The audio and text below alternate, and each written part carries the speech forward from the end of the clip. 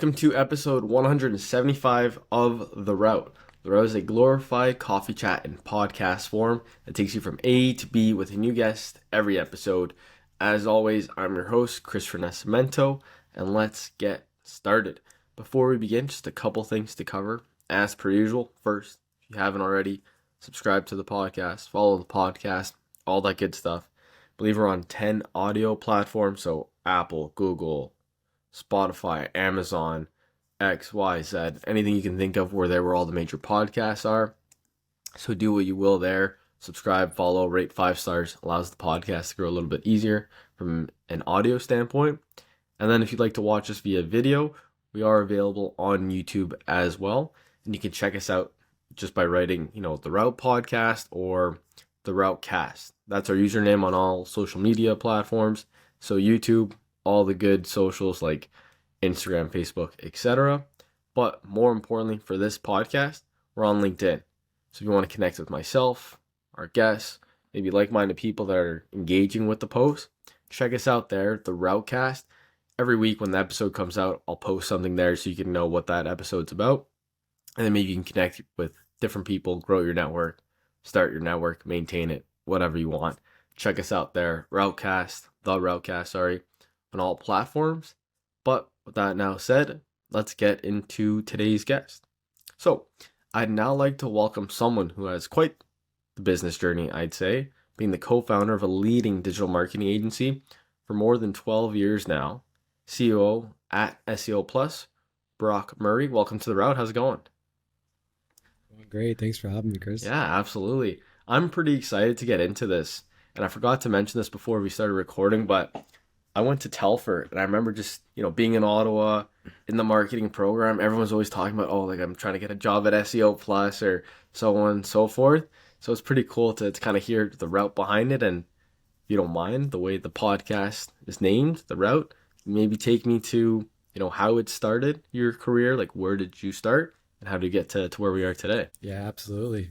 Uh, Really happy to share that journey, and it's great to hear. I love hearing, it was really weird early on in the SEO Plus days, like the first times people were like, "Oh yeah, I know SEO Plus," or people have talked about it. It was always really, weird to hear, and you're kind of like, "Have you actually?" And like now you hear it a lot more, and it's pretty cool. Like it's pretty cool seeing that.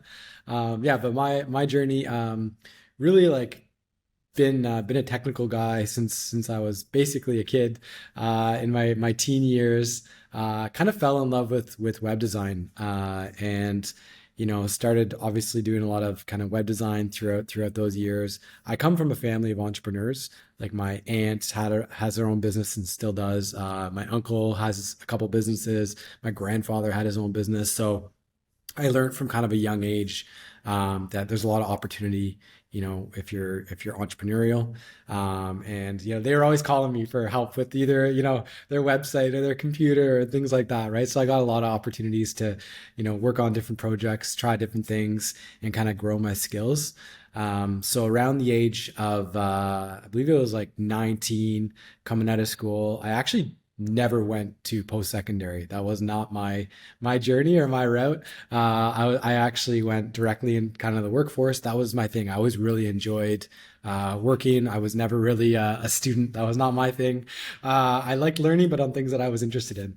And I basically worked for a local IT company here in Ottawa, which was a really cool opportunity for me, where just starting as like a customer service rep, basically. But what was really interesting about that, kind of the owners of the company would walk by my desk every day and we would kind of chat here and there.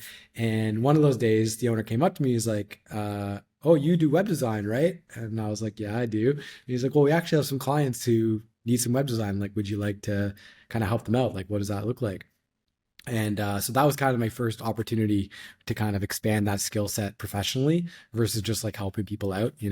And I learned a lot from the owner there, and got an opportunity to grow. And what was really cool about that job specifically was that that's where I met my business partner for SEO Plus. He actually worked down the hall in the same building. So I was working for an IT company and he had like a computer parts company. So we ended up working on a few deals together, and over time we built a bit of a relationship. And at a certain point, he basically I was doing some web work for him. He was actually giving me office space at one point as kind of a barter, and then eventually he kind of asked, "Hey, do you want to go into business together?" And that's kind of where SEO Plus started back in 2012. Yeah, that's pretty cool. And I always love hearing how those type of things begin, right? Because one of the reasons too, and I should have answered this when we started with the recording, you asked me why I was doing the podcast. And I found when I was in school, I was always Googling how to become, I don't know, CMO or how to become XYZ, right? And there was never a clear route. And then I started to realize after talking to people, there's no like linear path. Everyone does it differently, right? So it's kind of cool to hear how, you started a job, you had, organic relationship, and then it fostered from there. And then I guess to dive into that, was there ever like I don't know, a fork in the road or a time where you're like, I don't know if I'm ready to make that jump to start the business, or what was that like for you? Yeah, I mean, starting the business was pretty natural because basically I was helping people out. Like I was kind of freelancing in a sense before freelancing was really a thing, just kind of working with clients. And I was living at home, so there wasn't a lot of pressure at the time, right? I was 24 years old. I didn't have a lot of expenses, and I knew that was just like the direction I wanted to go. I knew I wanted to own my own company, and I knew I loved web. So it was just natural for me. Like there wasn't a big step where I had to like quit my job or, I had to carry, a family and a mortgage. So it was just, for me, it was just good timing, and it just, everything kind of lined up in that sense. But like getting started was interesting. The first step was basically looking at my existing network and seeing who can I reach out to kind of get business. It was an interesting time in the world of web where like mobile was really becoming a thing, right? Where websites were, it was like a lot of websites weren't mobile friendly, and people were kind of like, how do I get a mobile friendly website? Like, what does that look like?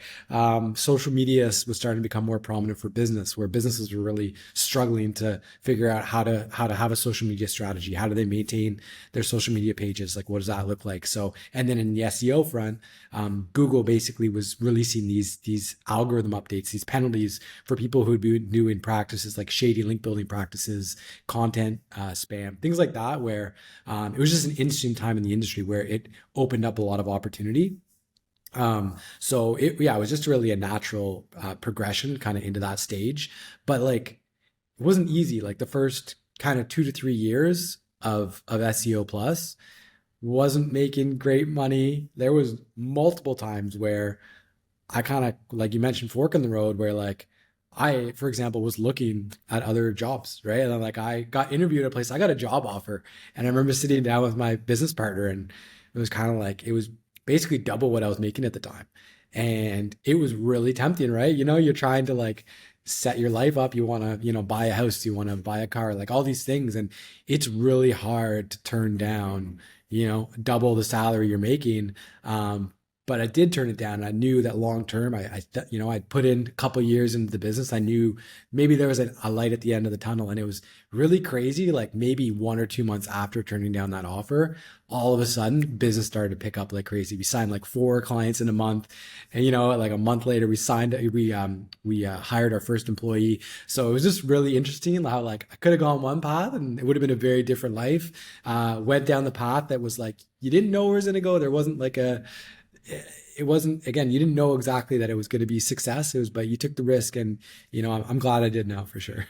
Yeah, that's pretty funny too because I was saying earlier too, like I had a sports marketing business initially when we first met because I interviewed right with SEO Plus, and I was actually in one of those moments where I think I was maybe doing it for a year. I'm like, oh, I'm not making money. I'm like, let me see like what's out there, and I interviewed with you guys. Obviously, it would have been cool, but then I think I had a client say, hey, like we want to pay you X amount to do this. I was like, oh, okay, like I have to try it a bit more. It's kind of funny how that worked out as well. And then one of the things you're kind of mentioning there, and I don't know if you ever went through this at the beginning of, starting the business. Did you ever maybe looking back now, like think that's crazy that like the conversations I was having where you're almost like learning by doing and trying to get that new business and now that you know what you're doing? Like, I can't believe I was asking people or saying people I would do this or that, and I didn't even really know what I was doing. Yeah, I mean, early on, like for me, I was really young, right? I mentioned like I didn't have formal education. So when it came to marketing, like I didn't have a marketing degree, right? I had to learn as I went. I knew how to do web. I knew how to code a website. I didn't know about SEO when I first started the company. We were actually originally called Spin Web Solutions. We were a web design agency, and the interesting thing about that was when I was going to pitch on deals. So, like for example, like an RFP, right? Like a government contract. We would bid on these RFPs, and I would go, if I had the opportunity to kind of meet with the client. The challenge was like I would go in, I'm this young kid, I got no portfolio, I got no real experience, and then I would see like multiple times I would go in and there would be the other company bidding, and they'd kind of line up the interviews back to back, and I'd go and there'd be like two or three people showing up. They're all suited up, you can tell they're like, they're pros, they're confident, and I'm kind of like, I don't know if I'm going to get this right. And the challenge was that like they had their portfolio of 100 clients. I didn't have much to work with, right? So you really got to grind to get those clients. And the thing with web too is like it's very starve and choke. So if you let's say you sign a $10,000 website, it takes a lot of time to get through that. It's very subjective with web. Like you could do it, but then maybe they don't like it, and you go back and forth. And what we found is like it's not very profitable in the sense of like it just gets dragged out. And like for a business, if it ends up being a couple more months you're working on the site, you're not getting necessarily getting paid more, at least at that stage when we didn't have the right processes in place. So that was not ideal for business growth and for having a profitable business. So what we ended up doing is kind of stumbled on SEO, and the beauty about SEO, it was a recurring revenue model where every month you're going to get a set amount of money. There's set deliverables. At the same time, you're able to really drive the needle for clients, right? Of actually getting them a return.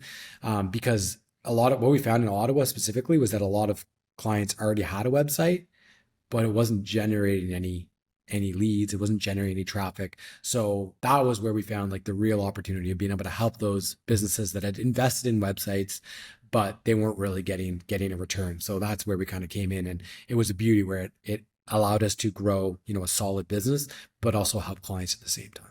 Yeah, no, that makes a lot of sense. And I guess going back to one of those, like the first thing you're saying, you were mentioning how you didn't go to university, you didn't have that formal education.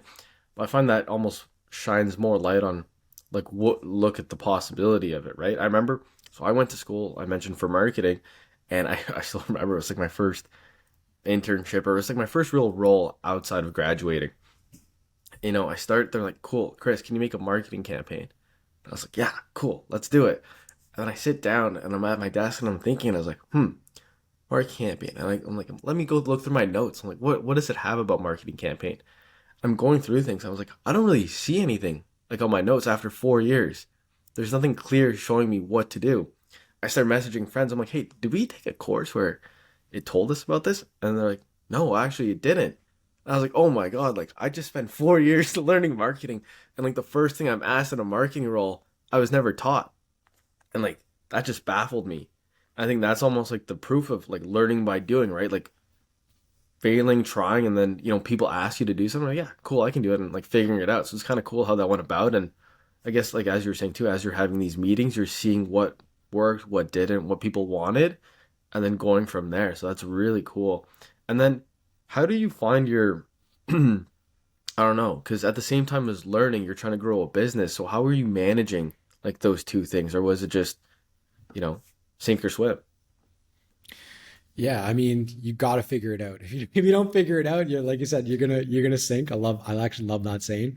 And for me, like where I ended up learning a lot of my marketing knowledge was a few years into the business. I think back in 2016, I was actually approached by John Milne. So he was working at Invest Ottawa. So he reached out to me. Had seen some of my LinkedIn posts where I'd post these blogs, these articles on LinkedIn, and I was sure nobody even read them. I'm writing about analytics. I'm like, does anybody even care? But I just had a passion. I wanted to share kind of my knowledge and share these things to help me grow.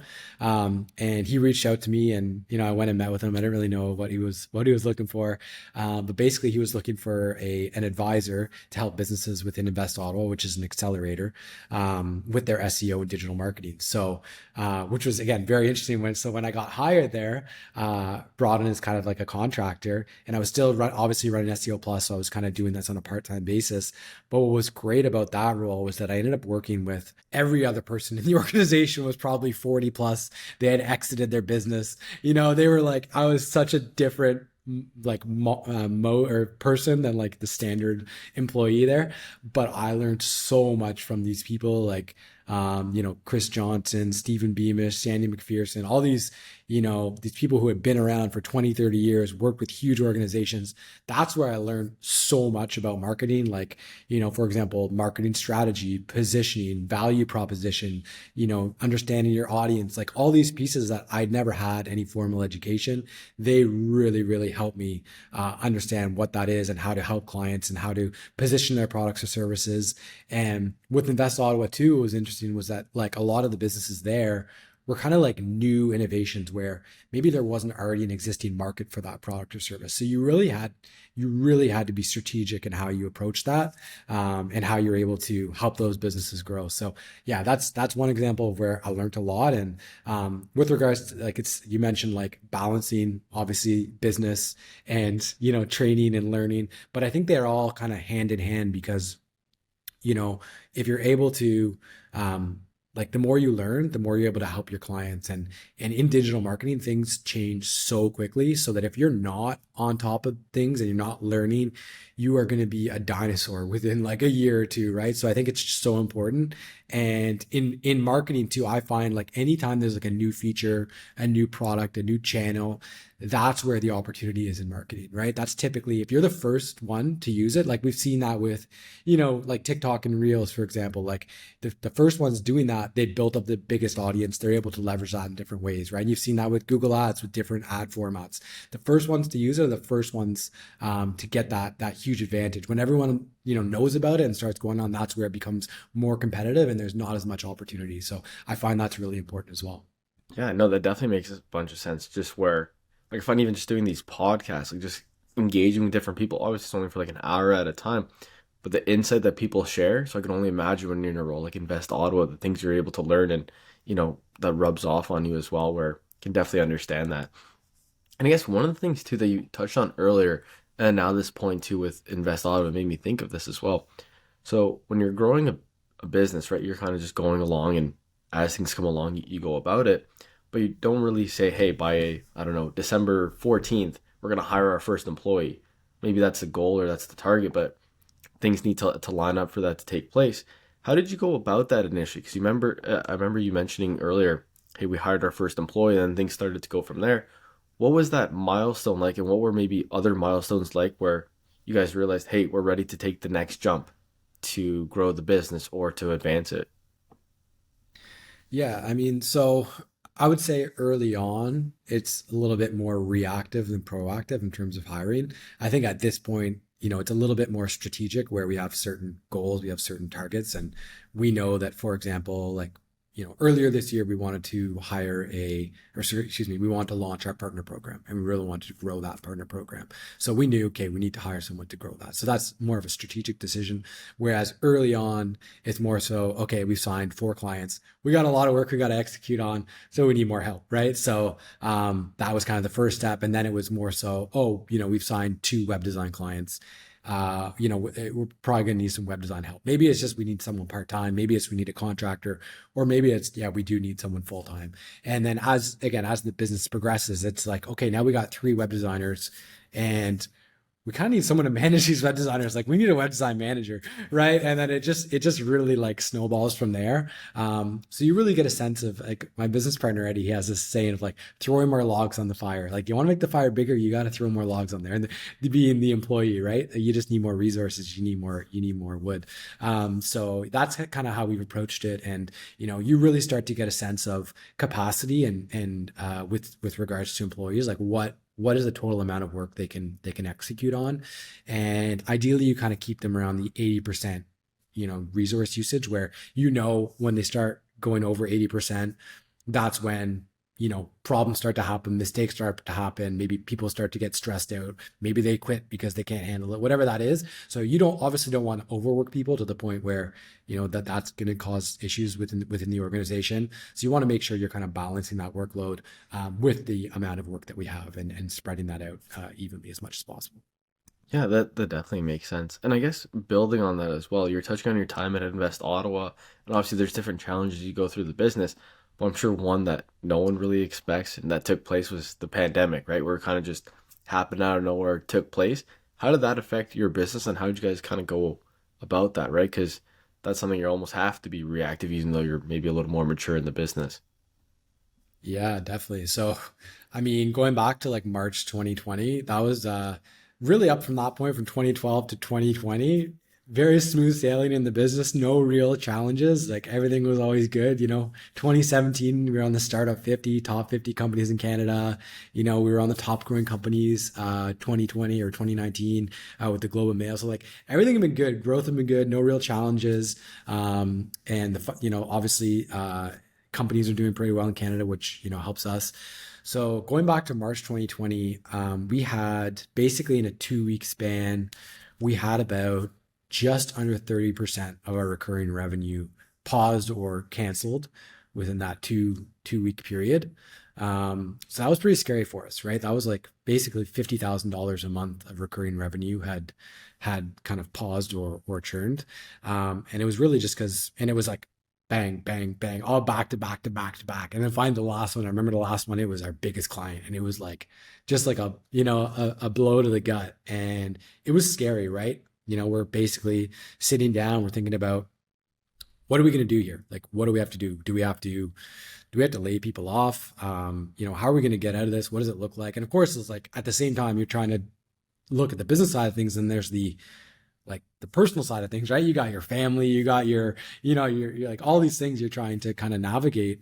And Eddie, our CEO, he is very smart businessman, right? And I was kind of at a certain point, I was like, okay, we can get by here. Maybe we'll only lose a little bit. And he's like, Brock, no, we're not losing. You have to make sure the business is profitable, make sure it's strong so that we can get out of this in a good shape.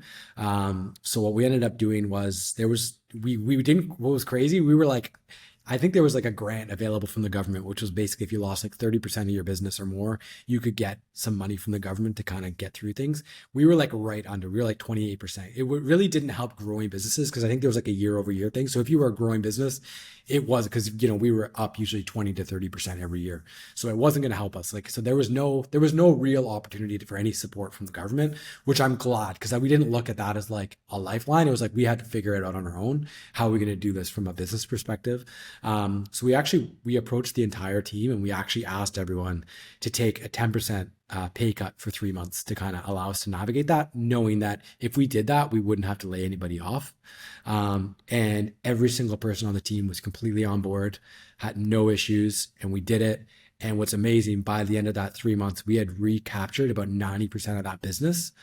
So we really saw that trend of people, figuring out how can I conduct business remotely. So, we had, for example, one of our largest clients who does smartphone repair in retail stores. They were at a point where all the malls were closed. So they came up with this idea of like, we come to you, like via van. So we came up with all these solutions where we built these maps where people could put in their postal code and, get access to that, online booking for clients, all these kinds of things. So really clients needed support on the digital. And looking back, like I'm so thankful we didn't go the route of like laying people off because we really, really needed that support of the team to kind of get through that point when really things did pick back up. And then it was like over the next year or two, it was really just we couldn't hire fast enough. Like we doubled our staff in 2 years essentially, right? Because it was such growth in web, and it really accelerated the growth of the industry.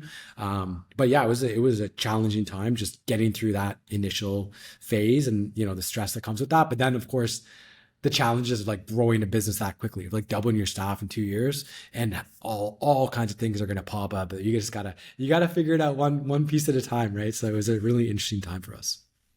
And then I guess on that note too, like that's amazing to hear like how you're able to come about it. And I know even like personally when I would like look at the pandemic, it seems like it almost expedited like society and our digital use. Like, you know what I mean? Where maybe sometimes before, like going to a sporting event, I'd still have a physical ticket.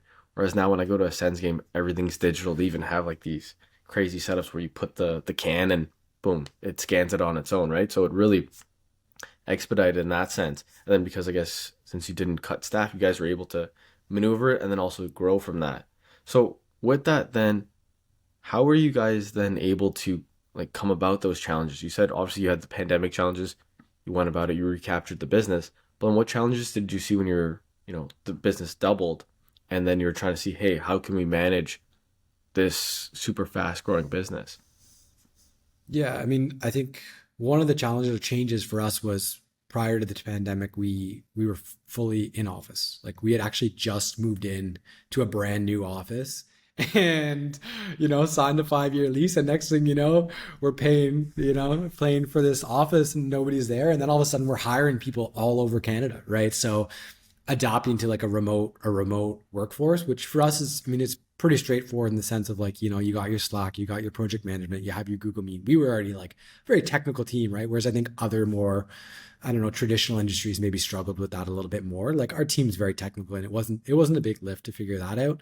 But the challenges of like as things start to get better, okay, we want to get people back in the office, for example, and not like, I know there's like I always say, like these dinosaur companies who are like, I need to see the person in the chair. Like it's not like that for us. And we believe in like collaboration.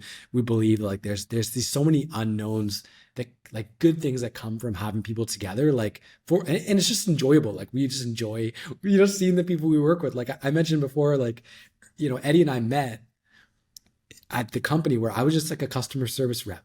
So for example, if that had been today and I was a remote employee, I would be working at my house for that job. I never would have met the owner of the company. I never would have learned all I learned from him. I never would have met Eddie. SEO Plus wouldn't be a thing, right? So I can't like, that's an intangible where I can't tell you exactly what's going to happen through this collaboration, but great things happen. Like it really does. And it's hard because like I know you look on social media and stuff like that, and it's all people talking crap about corporate, and they just want this and see them in the desk, and they got this. It's just like it's not like that for a lot of businesses, right? Like I'm not like that. Like that's not my style. I'm a little bit more old school, and like I like an office and things like that. But it's figuring that out, right? And then you have a remote workforce. You have people coming in. It's like how do you balance those two things, right? Of like there's kind of like a remote, it's almost like a culture, right? Like, and you have to kind of balance that. Like, you have to make sure that you're offering the support to those team members, that they are valued. How can you engage with them? How can you make sure they're happy? And it's not just work, right? Because if you're not doing other things, being intentional of like getting them involved, then all it's going to be is work, and that's just not fun. That's going to be honestly over time. People are going to get depressed. They're going to get upset. It's just like it's not a good environment. So being able to kind of manage those things, I think has been, these are new challenges for us, and we just got to work through it as we go. I think we've handled it pretty well. We have an amazing team. Like people really work their butts off and do a great job for clients. But again, there's still something we need to kind of navigate as we go of how to scale that effectively. No, that makes total sense. And like even the company I'm working at now, Geotech, I remember I was talking to the VP of sales because he said we're going to maybe move to 2 days a week now rather than 1 day. And I was like, hey, like that's kind of interesting because everyone seems like their productivity is way better at home. And he's like, I understand that, but it's more like a culture thing, right? Like the collaboration or what types of ideas or even just people getting along together and making a place that they want to work. So it definitely makes sense. And I guess with that too, one of the things I'm kind of interested, obviously just being a business that kind of started in Ottawa, you talked about the growth, and then when you guys maybe brand yourselves now, it's like a leading international digital marketing agency. When did you guys take that leap from being a local agency and then now, taking on the world? Was that something when you guys went more digital with the pandemic, like after then? Yeah, I mean, we've had really probably after 5 or 6 years, that's where we started to get some US based clients through our partnership with Shopify. We were starting to get basically leads from the US, so that kind of allowed us to work with clients there. A lot of benefits to working with clients in the US. We basically charge in US dollars in the US because it's obviously like 10 times the competition, 10 times the traffic. So there's a lot more work that goes into it. And they're just, they pay US dollars. So that's beneficial because it's basically 40% more. And all our tools we pay are in US. So like if you're charging Canadian dollars and paying in US dollars for tools, like you kind of get squeezed in the middle there. Like when we started the business, the US dollar was at par, or actually Canadian dollar was even a little bit stronger than the US at one point.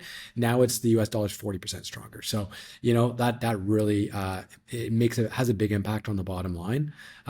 So the opportunity in the US is, I think, our clients there are a little bit more, I don't want to say aggressive, but the thought of like growth is a little bit different than Canadian. I think a lot of Canadian businesses are, a lot of them are just happy with kind of where they're at. They're not necessarily on these huge kind of growth journeys. Like they want to grow, but it's not the same level where it's as competitive. So that's kind of where we started, and then naturally just through like referrals and things like that. Like we have several clients in Europe. We've had clients in Asia and China and Australia. So it's probably, I mean, still 80% of our business is in Canada, but definitely we're intentionally trying to grow in the US as much as we can, just because I mean, obviously it's a larger market, and it's just a good opportunity for us to kind of show our skills in different areas. No, no, that definitely makes sense. It's definitely cool to see the growth too from that perspective. And one of the things that I'd like to ask, which maybe I should ask more so at the beginning, but sometimes at the end I like to recap things as well, where let's say someone's just tuning in now, they're like, oh, like this is a great like route. I'd love to learn more. But if they're like, hey, what's SEO plus? How would you break that down and explain them to them if they're just started joining now? So SEO Plus, we're a digital marketing agency that helps businesses grow. It's effectively what we do. We use different channels, different tactics to help them grow and whatever their goals are. Right? Our different clients have different goals. Some they need more leads. I need more leads. I need more business. Some are e-commerce. I just need more sales. I need to do some conversion rate optimization. Some is just brand awareness where I want to get my name out there. Right? So it's really depending on the goal of what that client's trying to achieve. We're going to try to come up with the best strategy and the best solution for them based on our skill set. So that's kind of what we do. And our whole mission at SEO Plus, we want to make life better for our clients and for our team. So that's our goal here. No, that's perfect. And I guess on that note too, obviously you were discussing so far throughout your whole route how you guys have been able to evolve and grow over the last 12 plus years. And you did touch on how your role has changed too, and then like learning how to maybe pitch initially and then offering SEO and rebranding as well. What does your role look like now? So if someone's like, obviously I know your day to day probably changes every single day, but at a glance, like what would someone like see Brock Murray doing on a Wednesday in the fall? Yeah, definitely wear a lot of hats. I mean, at this point, really over the last couple years, so I'm not as involved in the client work day to day. Sometimes my goal here now is to support the team, right? So working with the managers, the team leads, helping them with guidance, direction, learning, giving them the tools to grow, and to work through challenges. So, my role is kind of delegating the delegators, right? Like I think you'll see as you grow in, your career, let's just say you're a SEO specialist. Okay. So you're working with clients, you're working on getting their, more leads, more traffic, hitting their goals. That's your role. It's pretty straightforward, right? Then let's say you move to a manager. Well, now you're managing a team and you're helping those people, achieve their goals. So it's a little bit of a different role. Then it's maybe director where you're actually managing multiple managers, right? So and like for me, I like my work style has always been like roll up my sleeves and get in there, right? It's I can pretty much do any role in the company. I can do web design, I can do SEO, I can do like any of the things in the company. I can roll up my sleeves and do. And I think a lot of times you'll see is that is a challenge for a lot of either founders or managers where sometimes it's easier to solve the problem by doing it yourself. You think it's easier, but it's not. It makes it harder. The harder thing is delegating and get someone to do it. And they're never going to do it exactly as you might, right? They're going to do it a little bit differently. It might not be up to your standard of what you think, but a lot of times it's fine. Like it's okay. It's good enough. And you're never going to grow a business. Where our goal is to grow as big as we can. We want to be a international leading marketing agency globally, right? We want to have thousands of employees. Like that is our goal. And the only way we're going to get to that point is by having proper systems, proper processes, and being able to delegate to the delegators, right? So that's for me, that's my goal here. At the same time, obviously things like this, like we're having, chats, like I think awareness, being able to, thought leadership on digital marketing and SEO and things like that. And as much as possible, at my stage in life, like I really want to help others. Like I want to give back. So for example, even like using our skills to give back, we're working with like the Big Brothers and Big Sisters, Ottawa, National Capital Freenet, like helping them on their Google Ads grant campaigns where gives them like $10,000, but they don't really know necessarily how to manage that. So we're helping them, manage those. So like being involved in different organizations to kind of give back as much as possible. That for me is really, really important at this stage. Just helping others. So being able to kind of like help the business grow as much as possible, provide direction to our team and help them grow at the same time, but also giving back to the community and helping out as much as possible. That's kind of like what I'm working on these days. Oh, that's perfect. And it's quite the role, right? Just all those different hats that you're able to do and kind of go about it. And then before we end the podcast, I have two questions I like to ask every guest at the end. So we went through your whole route to date so far. We hear what you're doing now in the day to day. I've said this for what is 175 episodes now. I don't know why, but I'm set. I'm gonna live until I'm 103. Gonna be on a rocking chair thinking about all the things I've done so far in my career. If I put you in that same situation, so 103-year-old Brock on a rocking chair, thinking about everything you've done in your career so far, what's maybe one story that's gonna stand out to you that's gonna be like, wow, I can't believe I did that for work at one point in time, or that happened during my work career at one point. That's such a great question.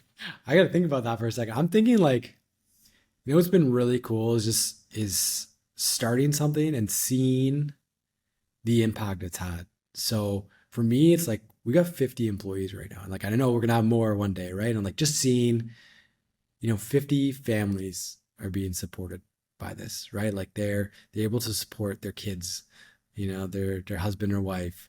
They're developing their skills. And even the people who maybe aren't here, they've gone to other roles and grown professionally, grown personally in those ways. I think it's that impact, that lasting impact, and again, just starting with that seed and growing into a forest essentially.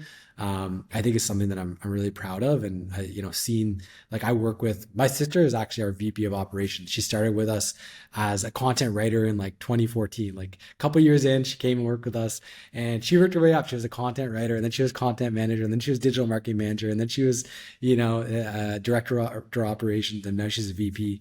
But even working with, for example, my sister and seeing her growth over the years, I think is something that means a lot to me. And being able to, work with your family is super cool. It's not always the easiest, but that's also something I'll remember too. Is that like it ties into that kind of impact as well. But it's beautiful. And hopefully, maybe my kids will come work here one day. Like that would be nice to look back at too. Yeah, that's really cool. And I guess when you think about it too, like just going back to like even you and you're just sharing your story at the beginning, how it kind of started from, one of the first jobs you were having and then, engaging with someone else that, you met through that role and looking to what's become now. Like that's so cool to think of. So I definitely get that. And now the last question I have. So we went to 103-year-old Brock. Let's go all the way back, 16, 18, bunch of zits. I don't know what's going on then. But let's say you have the opportunity to go back in time, so you as you are now, to speak to that younger version of yourself. What's one piece of advice that you've now learned that'd be like, hey, little Brock, this is something you need to know because it's been so impactful for me, and I think if you know this now, it'd be huge. Yeah, I think there's two things there. One is if I could have started sooner, I would have started sooner. I definitely would have started sooner. At the same time, I think for me, I think all the timing ended up working out really well. Like, who knows? Maybe if I started sooner, it wouldn't have worked out. Who knows, right? So, but I would have loved to got started sooner. The second is, for me, like at that age, I was very, I would say almost shy. Like I would never do something like this. Going to a networking event, I wouldn't talk to anybody, So like just stepping out of your comfort zone, not being afraid to talk to people, to share your story, to share your knowledge. I think that's really important. I think a lot of people they think too much about what other people think. It doesn't matter. Like don't worry about that. And I think people care a lot less about you than you think they do. So I think not being afraid to just be yourself, if and share your passion, share any of this stuff. Like I think it's really, really important for somebody that's young to not be afraid. And I'll be honest, I think from what I've seen, I think the younger people these days are much more willing to be open, like on social media and all kinds of things, right? So I think that's a great thing. But I think there's probably still a lot of people who maybe are a little bit shy. So I think that's a really important thing. A takeaway is like for me, if I was going back to that point, starting earlier and then not being afraid to just be myself and put myself out there. Yeah, and I think that's a perfect way to end because I think so many people can relate to that. Where I've shared this a few times on the podcast. Like thinking back to my first networking event, I went specifically to Toronto just because I was like, hey, if I make it a whole event, I can't just back out and be like, oh, I'm just gonna go hang out with my friends instead. I remember I got to the event space. And I was texting my dad. I'm like, what do I do? I'm like, I don't know anyone here. Like, what do I do? You just like go talk to the first person you see. So I got up there. There's a group of 10, and I just went in.